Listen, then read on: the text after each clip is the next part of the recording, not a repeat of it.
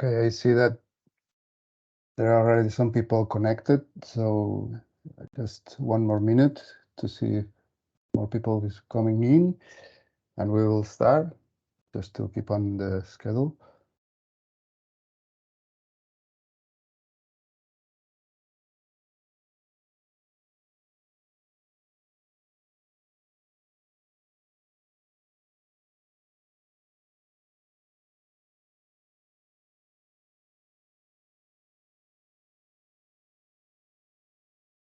Okay, then it's time. So let's start. Good morning, everyone. Many thanks to all of you to attend this session. I inform you that we are recording this webinar, so we will share it afterwards. If anyone else is interested in, it will be available after all. Welcome to this presentation. We are presenting today the European Commission's open access publication platform, known as Open Research Europe.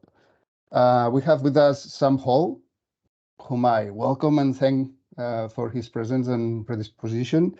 Sam will explain us what the Open Research Europe is, how it works, and we'll answer everything we want to know about it.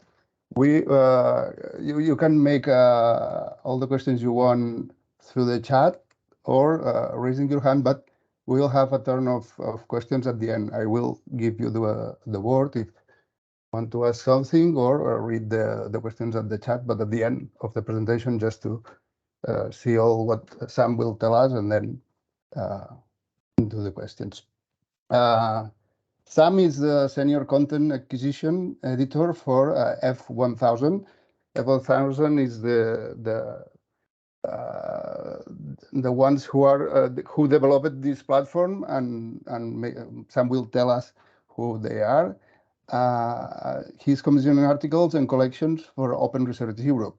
He has more than 10 years of experience working in publishing. In this time, he has worked in interesting companies and settings. This has included society publishers, startups, and international governmental organizations. I will give you the word, but I would like to make a brief comment and ask you a question just to start. I'll let you explain us that you are the expert. The European Commission in these years, it has a full commitment with open science, and it's demanding researchers a big compliance with open science principles in their calls for research funding. The most demanding, I think, right now are those involved with open access publishing. We have to publish them open access, immediately available without embargo periods. The cost only will be covered by their grants if the journals are full open access. So at the same time, the Commission is giving or promoting solutions such as the reform of research assessment system, and recently it has organized a coalition to work on it, the COADA. It's called Coalition for Advancing Research Assessment, and hopefully it will bear fruits very soon. But another thing that they offer is this platform that we are presenting today, the Open Research Europe, to resolve the open access publication issues. Can we consider, Sam, this Open Research Europe platform the solution to all the problems that researchers might have in publishing their results of their research funded by European projects? Thank you, and go on. Okay, thanks very much, Fidel, and thanks for the opportunity to present today. I hope I'll cover that particular question within the process of this presentation, but obviously I can also clarify at the end. But yeah, that's a very good introduction you gave there. As you say, I'm a senior content acquisition editor for F1000, and just to clarify who F1000 are, we're a publisher that provide these open science platforms, not just for the European Commission, but for many other funders as well, including Wellcome Trust, and Bill and Melinda Gates Foundation, for example. So over the last decade or so, we've really kind of become a leader in providing these very comprehensive open science platforms, and European Commission is just one of our latest clients. And yeah, incidentally as well, as a content acquisition editor, I'm one of 5 editors, and we specialize in different subject areas. Mine is in engineering and technology as well, but as Open Research Europe covers every research discipline, we have editors reflecting each one of those. Okay. So just to lead through kind of contents of this presentation, I hope that it's not going to be any longer than an hour, and hopefully within that there'll be plenty of time for discussion as well. But I'll start with a short introduction to open science and its benefits for researchers and funders. I was quite relieved earlier, in fact, when I was actually browsing the IBEC website and I saw that they had a very clear commitment to open science. So I hope many of you are already familiar with the term open science, but just to ensure that we're all on the same page, I'll clarify that as well. I'll then go into the background and aims of Open Research Europe specifically, and the motivations for establishing Open Research Europe in the relationship that F1000 has with the European Commission. I'll then go into the Open Research Europe, the Open Research publishing model more broadly, which we use for Open Research Europe and which is provided by F1000. And then use a practical example of what a published article looks like on the ORE platform. And I'll be using ORE interchangeably with Open Research Europe as an acronym. What research can be published on ORE as well. So we actually have a breadth of article types which we publish across all the different academic disciplines to enable researchers to share as much of their research as they can in many different formats. I'll also be talking more specifically as well about how ORE kind of curates content as well. So as a publisher, we're not just looking for content and leaving it in a kind of silo like a repository, but we want to add value by curating that content, whether that's around particular topics or around conferences, etc. And then finally, concluding with a question and answer session and any resulting discussions from that. So an introduction to open science. It's principally open science as a goal well, let me go on to the next slide, sorry. It broadly refers to the idea that scientific research should be freely accessible to all. So it's not just scientists that should be able to read this research, of course, but the general public. And that kind of promotes the idea of citizen science as well, that everyone should be able to access this research. And that shouldn't depend on whether they have access via their institution or otherwise, or to a subscription. So not only does this refer to the published article itself, so open access publishing, if you're familiar with it, is often the resulting research article that's published online and maybe free to read and free to reuse. But open science also promotes the reading of the methodology behind that article, as well as any data which underpins the findings of that research article as well. So it's opening up the entire process, and that includes a collaboration which is taking place between scientists as well, through peer review, for example. So it surfaces the entire research process for everyone to read. This is in contrast to the traditional publishing model, which typically is behind subscriptions or paywalls, which obviously restricts those that can not necessarily afford to buy those research articles or are not in an institution which have a subscription to those journals. So it's more equitable in that respect. And of course, it opens up more potential for other researchers. The move away from subscription models has been going on for a long time, but it's accelerated more recently. And this has resulted in the wider use of preprints, for example, which is the depositing of an article before peer review actually takes place. And preprints have been around for a long time, but we're seeing them more across a variety of different disciplines, whereas before it kind of started with archive, for example, within physics about 30 years ago now. But as I say, it's kind of across all disciplines now, and really like the motivations for building these open science platforms is to create a combination of a publication and a preprint with open peer review as well, which I'll go into in a bit more detail in a moment. So yeah, this growing support for open science has been reflected further in the adoption of open science policies for funding agencies and governments as well. And of course, the European Commission is just one of those. So the benefits for you as a researcher means that there's greater opportunities for collaboration, because by opening up your entire research process, and especially with the data that underpins your research, it means that others may then build upon it. They may understand the research better. They may repeat the research as well. Also, by depositing and by publishing your data and your research early, it often results in higher citation rates. So in the traditional journal model, you'd have a kind of a longer process from submission to publication, in which that article would be within a publication system, and the public wouldn't necessarily know the progress of that until it's actually published. So by putting the article pre-peer review, that enables people to actually read it quicker and also cite it quicker as well, which can only elevate the exposure of your research. There's greater efficiencies as well and value for money, because research does not need to be repeated. So that goes back to the reproducibility aspect of it, because data has already been collected, for example, so people don't necessarily need to repeat the same experiments if they can build upon things that have happened before.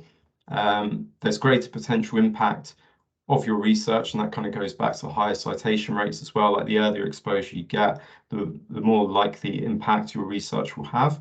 And I'll go into how we kind of record that that impact as well in a moment. There's increased visibility for researchers, so it's important to note that you're not only getting visibility for the article that you publish as well, but if you partake in any peer review, then your name is also visible, so you're more likely to receive accreditation for the work that you've done in the peer review process, which again can bolster your academic profile. And overall, there's just a greater transparency in the research process, which I think we can all agree is a good thing. So now going specifically into the background and aims of Open Research Europe and the motivations behind the European Commission wanting to create this platform with F1000. It was, well, it started off with a call for tender in 2019 by the European Commission. That was a tender which F1000 won, and we signed the agreement in March 2020 to provide this platform. And a year later, the platform was launched, and we have a contract with the European Commission to provide this platform for 4 years, with the possibility of extending it as well. So the motivations for the Commission were to create an open science research platform which leads by example. So they wanted an all-encompassing platform which provided all these open science principles which European Commission beneficiaries could go to and could use simply, and knowing that it met the requirements of their funding mandate. This includes open peer review as well, the specifics of which I'll go into in a bit more detail. It's also author-led as well, so kind of marrying that that ethos of a preprint where the author decides what they wish to put online. We also ask authors to simply publish the article that they wish to publish. There's no editorial decision which is made before peer review. So it gives the author more freedom as to what they want to publish, but we're also supported by a scientific advisory board as well. So this is about 30 experts which are recruited directly by the European Commission, and we try to cover all research disciplines within the scientific advisory board, but rather than them making editorial decisions, they give more like strategic advice as to the direction of the platform. It promotes the early sharing of research as well. So once the article has been submitted to our platform and it undergoes editorial checks, it goes online and it's immediately citable, so it can be built on immediately by others.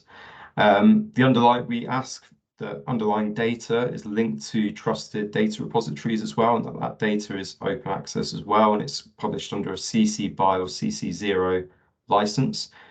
We have a long list of trusted repositories and institutional repositories as well, and I imagine IBEC is one which many of you may use, which is also compatible with our work. And it's For those that are familiar as well, Horizon 2020 had an opt-in open data policy, whereas now going forward, Horizon Europe has made that mandatory. And the ethos behind this is all data should be as open as possible and as closed as necessary. So we do appreciate that there are some exceptions, but all articles submitted to our platform should submit their underlying data unless exceptions apply. We use article level metrics as indicators of quality. So reflecting the European Commission's ambitions to move away from the impact factor as kind of leading metric of quality, we want to view articles on their own merits, and that means using article level metrics rather than journal level metrics as indicators of quality and assessment. It's transparent and cost effective, so we charge the European Commission directly 780 euros per article published. That means that it doesn't come from the research grant that you've been given, nor does it come from your institution. It comes directly from the Commission, and that's the relationship that F1000 have with the Commission directly. This is what's known as a diamond open access model. So you may be familiar with gold open access, where you pay, where you are asked to pay by your institution or otherwise, or green open access, which is which you deposit in a repository following an embargo, etc. So diamond open access means that the funder pays directly. So overall, the ambition is to establish a high quality, reliable and efficient publishing venue for European Commission funded research across all research disciplines. So this is how the price transparency breaks down in detail. So this is actually compliant with the Plan S price transparency framework, where, as you can see in this pie chart, we've broken down precisely where that 780 euros goes. So, in contrast to a preprint server, for example, we offer editorial services, marketing services, etc., which can help promote your work further, as well as indexing, etc. So we give you the whole kind of service that you'd expect from any other publisher, but because of the scale of it as well, it's a very reasonable price. Whereas other publishers can charge upwards of 1,500 euros, for example, we charge the Commission only 780 euros, but we don't charge you directly. So this is how the publishing model works. The open research publishing model works. And just to clarify as well, I use open research and open science interchangeably. And this publishing model is one which we use across F1000. So to work from this diagram from left to right, once the article has been submitted, it reaches our dedicated editorial team, and they'll undergo the initial editorial checks. So that means checking for the article scope, checking for plagiarism, etc., as well as just ethical guidelines, whether they've been followed. So just all those kind of basic checks that you'd expect of any other publication. And they'd also check for data availability as well. And they'd also support you. So if you haven't yet published your data in an open data repository, then of course we're here to provide you with guidance as to where would be most appropriate and how that data may be stored in which file format, for example, under which license, and explain better for you. So we can provide that support as well as those checks for you. Once the article has been published online, following those checks and any queries that have been answered between our team and yourselves, that's when the publication goes online, and that's when it receives DOI, so a persistent identifier, so it could be cited by others. And it's published alongside a data availability statement, which links out to that data which has been deposited in a repository. And that's where, after the publication, so it's a post-publication peer review model. So that's what makes it quite unique. So going back to that preprint idea, the preprint's online, if you like. It's a publication, it's got a DOI, and then the open peer review process begins. And broadly, what open peer review means is it's not just like the identities of the reviewers being known to the authors and the authors being known to the reviewers. It also means that the reports can be viewable online by anyone, and also the verdicts of those reports. So rather than have like a accept with revisions kind of terminology, we use the terminology detailed here, which is approved reservation, and not approved. And broadly speaking, approved, if an article has received an approved verdict, that means that the methodology, the findings are very, very sound, and if there are any improvements that need to be made, they're very, very minor. Approved for reservation means that the conclusions of the article may be scientifically sound, but there's still improvements which may need to be made in the methodology or other parts of the research. And not approved means that there's fundamentally unsound conclusions within the article. But it's important to stress that that doesn't necessarily mean that the article is rejected. It remains within our system, so authors always have the opportunity to improve and build upon their research and version their research as well. So even if an author has received an approved verdict, they may still go away and build upon and republish their findings as well, or build upon their findings. So once we've received, so what we consider to be past peer review is when we've received 2 approved verdicts or 1 approved, 2 approved reservation verdicts, which is a bit of a mouthful to appreciate. So it's easier to look at this slide here and see how that maps onto the different verdicts to the left here. And once we receive that kind of threshold of quality, that's when the article is then sent to indexes, and we've recently been indexed in Scopus. We've also got the DOAJ seal, Directory of Open Access Journals, which means that we have open research principles which are of the highest standards, and it's recognised by them with the seal. Google Scholar as well, but we're also indexed in many subject-specific indexes as well. I've just highlighted one here, which is one within engineering, IET InSpec as well. So as the platform establishes itself further, we hope to be indexed in more and more places, which obviously helps with those articles being discovered as well. Excuse me. So the open peer review model, I touched on it briefly there. As I said, the identities of the reviewers are known to the author, and in fact, the author may provide recommended reviewers for their research article when they submit to our platform. But the reviewers must provide a name and affiliation. We also check for any conflicting interests as well, of course, to make sure it's scientifically sound and there's no prejudice within the review reports. But the reports will be viewable online. Each report has its own DOI as well, so they're citable themselves, as well as the correspondence between the author and the reviewers. Everything is viewable, everything is citable, and the reviewers and the authors may attach that correspondence to their ORCID, for example, which again just helps to bolster their profile and to heighten the kind of potential for collaboration with others. And then once it's online, after reviewers assign a status, that status is viewable on the platform, and each stage of the review process can be viewed for each of the versions of the article submitted.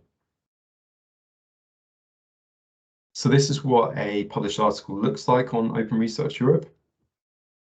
So as you can see on the left-hand side, it's pretty typical of any online research publication. You've got the viewing metrics at the top here, and you've got the title of the research paper. But what makes it the first instance of it being different from maybe what you've seen before is that in the parentheses here, you can actually see the version of the article and the peer review stage which it's at. Below that, you can see the authors, well, in the first instance, the email and the ORCID IDs of those authors that have provided them. And also you can see that this particular article is in a gateway, so that's how we kind of curate content, which I'll go on to later. And then you've got the abstract as you'd expect. But what kind of distinguishes the open research model is you've got the open peer review panel on the right-hand side. And this basically summarizes the reviewer status. So you can see here we've got 3 ticks, which means the article is approved, it's been sent to indexes, and then you can see each of the versions that have been provided. And 1, 2, 3 on that grid corresponds with the names below that as well and their institutions. And below that as well, you've also got the comment section as well. So people are encouraged to comment whether they're an academic or not. They can sign in to comment on our platform, and again, that just kind of that's more in line with the citizen science kind of ethos, which underpins open science as well. And yeah, I've just highlighted with this box here the approved reservations and not approved, and the visibility and credit, which I touched on before. And it's important to note as well that although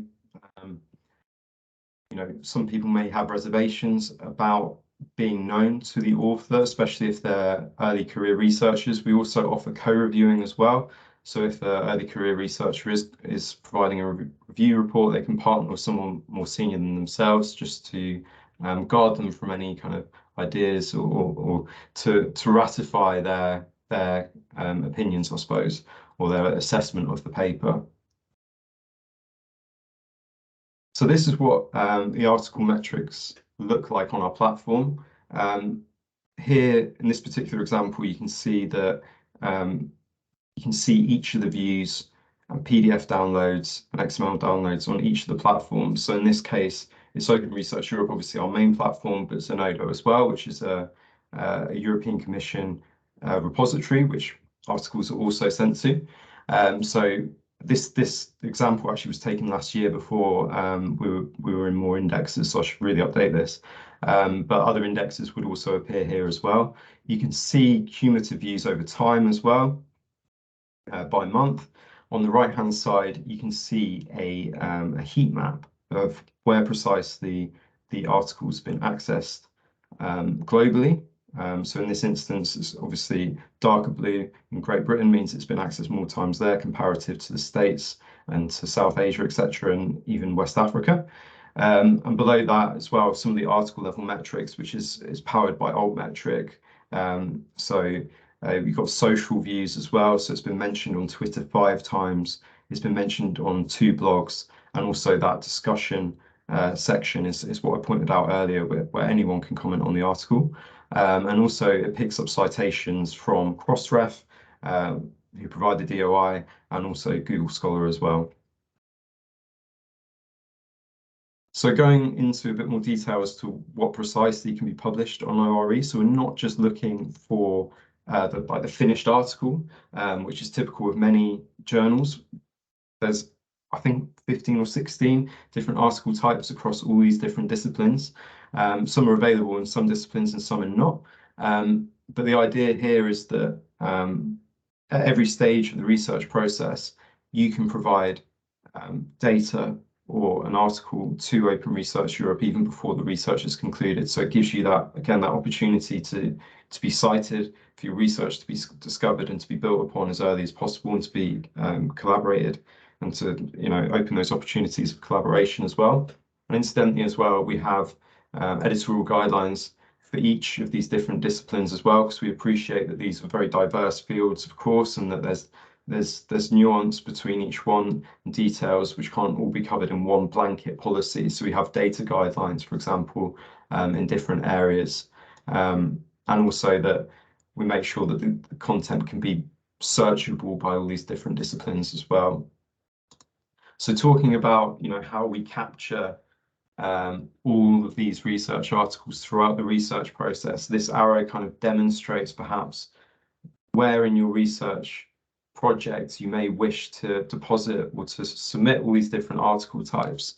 So from the very beginning, you may wish to submit a literary review at the very concept stage of the research project, and then into the planning stage, it may be a study protocol or methodology, leading on to a brief report, and then into data collection.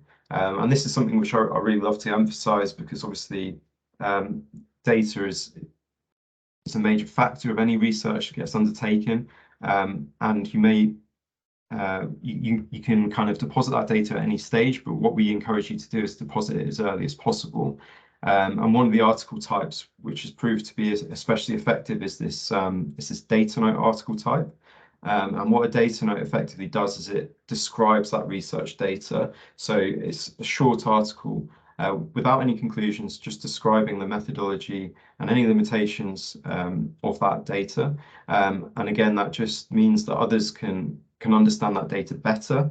The data note itself has a DOI, for example, so it could be added to your academic record as well. And that can be published alongside the main research article as well. So as a beneficiary of European Commission, you can publish as many articles as you wish throughout any stage of the research process. So this is ideally how it would work. You'd publish as soon as your research is ready. However, even if your project is closed, you may still publish with Open Research Europe, and you may publish as many article types as you wish. And also, I'd like to emphasize that even if you publish your main research article in a different journal, that doesn't preclude you, that doesn't prevent you from publishing any of these other article types either. So often I've gone back to projects who have published their main research output in a different journal, but they've deposited their data online, and they can still use a data note, for example, to point to that data and to explain it more specifically for the benefits of others to reuse it, and for their work to go even further, and for them to get credit for that data. And yeah, from a European Commission perspective as well, they want all research outputs to be captured with nothing wasted as well. So moving on as well to thinking about how we curate content on the platform. So at a more kind of traditional publishing level, we commission articles, and we do that through article collections and community gateways. So broadly speaking, community gateways are ways that we kind of collect. No, but I shouldn't say collect, because that's confusing article collections, but we kind of group content together based upon those kind of broad subject categories as well. So at the moment we have 35 community gateways. An example of this may be bioengineering. And then we collaborate with expert advisors within these research disciplines, and they may not even necessarily be European Commission beneficiaries themselves. But those community gateway advisors, we ask them to ensure that Open Research Europe meets the needs of that research community. And this helps to make the research even more discoverable on our platform. And we're aiming to have community gateways in each of the distinct funding areas of the European Commission. Article collections are a bit more specific. They're at a kind of topic-based level. Sorry, I should have said community gateways. An example would be medical engineering, whereas bioengineering would be more kind of specific as a topic that you might find in article collections. We currently have 90 article collections online at the moment.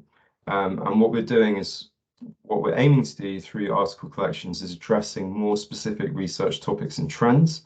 And this can be used in collaboration with European Commission events and conferences as well. We've had a lot of success with conferences that have wanted a venue to publish the outputs of that particular event, and to do so, without the fuss of, creating their own kind of conference papers or whatever. They know that Horizon beneficiaries can go immediately to our platform, and we can kind of collate that content under the banner of their conference, and it remains open as well. So because obviously the benefit of an online platform is that we don't have deadlines, so it can be quite open-ended as to when we kind of conclude that particular collection. It can also be multidisciplinary in scope as well. So for example, we have like transport gateways and collections which can cross many different disciplines.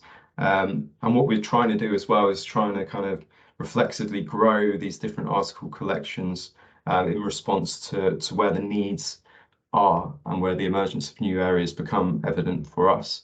And we want to work with collection advisors to help us bring projects on board and to help promote the open research platform, and to help promote open science principles in general as well. So the people that we do want to bring on board, we hope are kind of champions of open science, and can help not just promote Open Research Europe, but also open science more generally as well.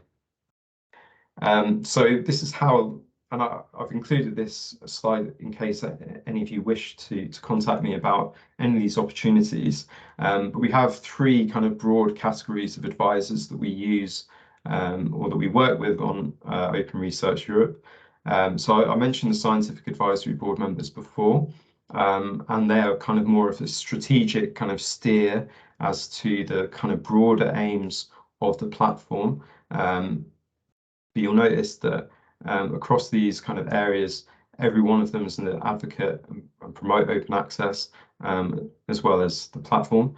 But more specifically with Community Gateway Advisor, the next category to the right, we're looking for them to develop ideas and support the launch of thematic collections, as well as advise and lead on the growing thematic areas of that, because obviously we can't provide necessarily all the expertise across all the different disciplines. So Community Gateway Advisors provide a real necessary kind of expert guidance in that area.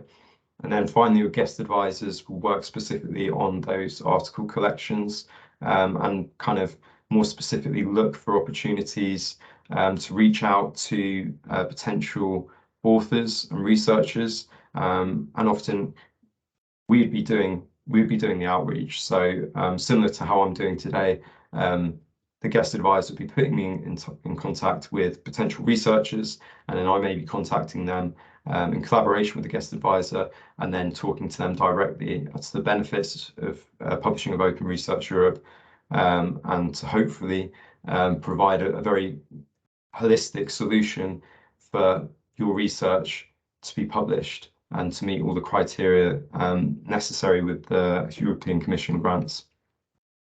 So finally, just to summarize Open Research Europe in action, it's a very efficient platform, but it's efficient backed up by rigorous open peer review as well. And it's made more rigorous by the fact that everything's transparent, and it's backed up by this International Scientific Advisory Board that I spoke about earlier. And just to emphasize the efficiency as well, articles are published within a matter of weeks rather than a matter of months, as with the kind of traditional publishing process. And it's stress-free for yourselves as researchers, because there's no administrative burden. You don't have to worry about acquiring an article processing charge, because that's all handled for you by F1000 and the Commission. So there's no author-facing fees. You can be assured as well that not only are you meeting kind of the basic open access requirements of European Commission grants, but you're also going above it, and you're actually providing every step of the process, including open data. So it's the highest kind of standards of open science, which is the ambition of the European Commission more broadly. It's impactful. The benefits of immediate open access I've already highlighted. Article level metrics as well means that authors get credit for the work that they specifically have done, rather than the work of the venue, or it's not skewered. It's directly applicable to the research that's undertaken by that researcher. And open data just means that potential for reproducibility and reuse is maximized as well. So yeah, that's the final slide. Thank you so much for your time. Here's my email address if you do wish to contact me. Please do contact me incidentally about submissions, or if you're interested in any of those advisory roles that I introduced a moment ago, then please don't hesitate. But yeah, otherwise, let's get into the Q&A. Thanks very much. Many thanks, Sam. We have already one question at the chat, and if anyone else wants to just raise your hand or write it down. Teresa is asking, it thanks you very much the session, that it was not clear to her how reviewers are found to participate. Yeah, so as I said, reviewers, either authors can recommend reviewers to us, and they can recommend up to 5 reviewers. Otherwise, we do have a reviewer database, and this can contain like previous authors, and our editorial team would go and look for reviewers as well. So we do look for a minimum level of reviewer expertise. So that reviewer must, for example, have a minimum of PhD in that subject area. If it's more vocational, then there are exceptions as well. And they must be lead paper. Must be a lead author within a paper published within the last 3 years, I think. So yeah, there are many ways that we seek reviewers, but we don't go off recommendations alone. We check those recommendations as well to make sure that they're established experts, and if the author can't recommend reviewers, then yeah, we have means to identify appropriate reviewers as well. Okay, thank you. At this moment, we don't have more questions at the chat. Does anybody want to intervene?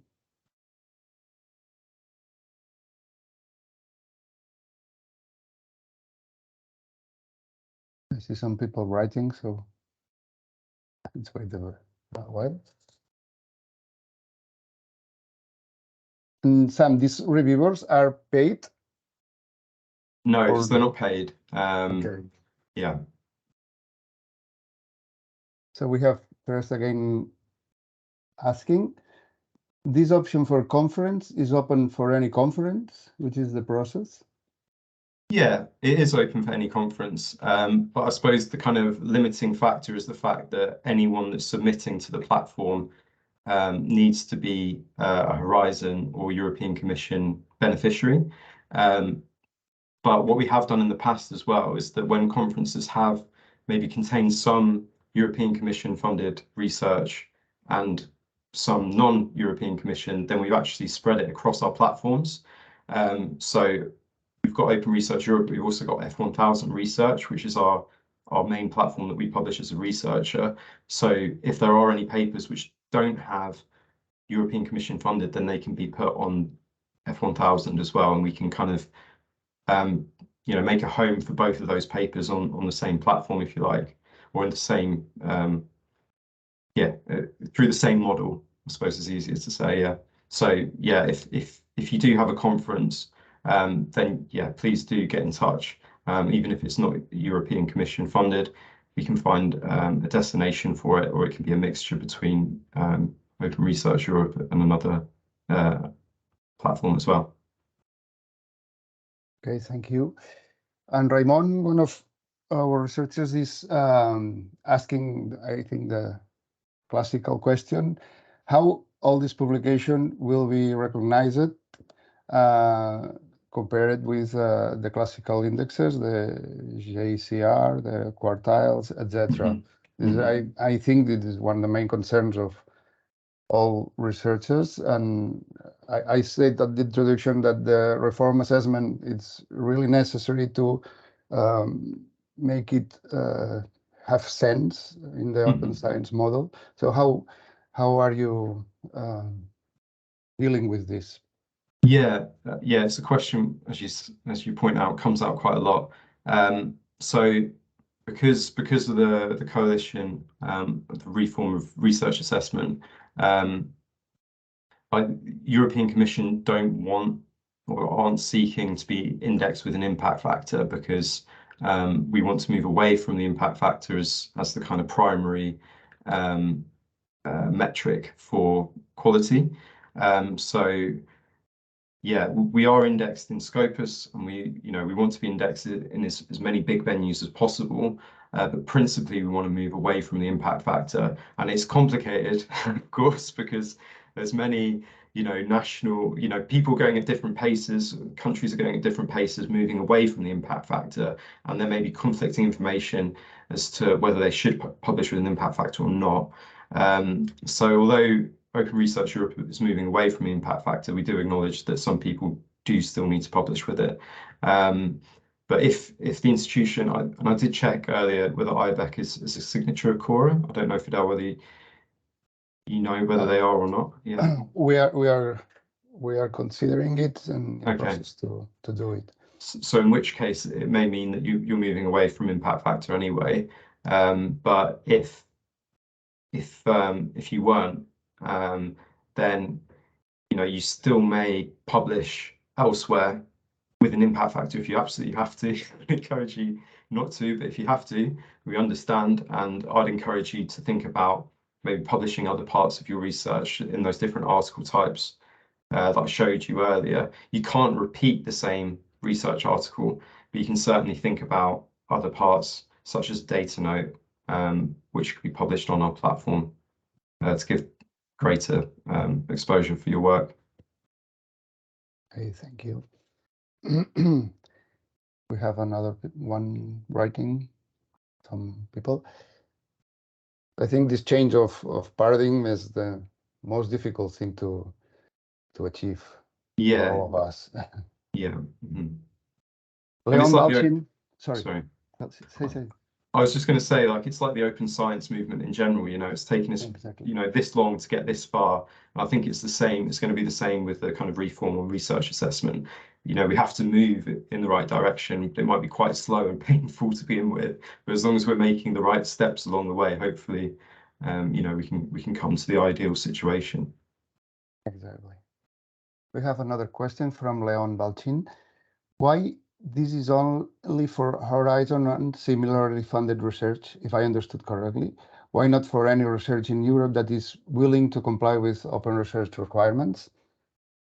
Yeah, so that's a good question. I mean, that is the ideal state that we want to reach as well. So at the moment, as you pointed out, it is European Commission funded research, but I believe the Commission, over time, they want to get more national funders involved, in which case it'll be open to more researchers.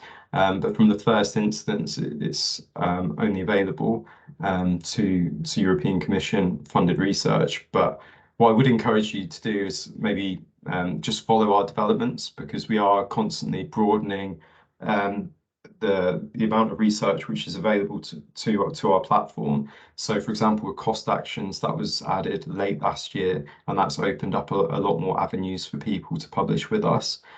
So over time, we hope to bring on more kind of funding consortia and national funders on board. So kind of watch this space if you like. Hopefully, over time we'll bring more and more funders on board. Thank you. And yet another question from Christina Ariman. She would like to ask if there is a limit of papers that the researcher can publish for one European project, or if the European Commission would pay as many as the researcher wants. Yeah, so it's the latter. So you can publish as many article types as you wish on the platform at any stage. So as I said, like from the kind of European Commission's perspective, they don't want any research output wasted. So if you feel as if you've got like more than one article type that you wish to publish on the platform, then there's nothing stopping you from doing so. Okay, so at this point we don't have any more questions. I think it has been a very interesting session. We have a lot of things to think about as an institution and every researcher individually, and you have fed us with a lot of things to check and think about. I'm sure that in the future we will meet again to ask you for more things and to see how we move to all this open science paradigm.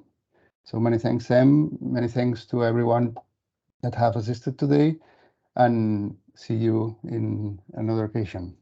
Thanks very much for that. Thanks, everyone. Thank you. Goodbye. Bye-bye.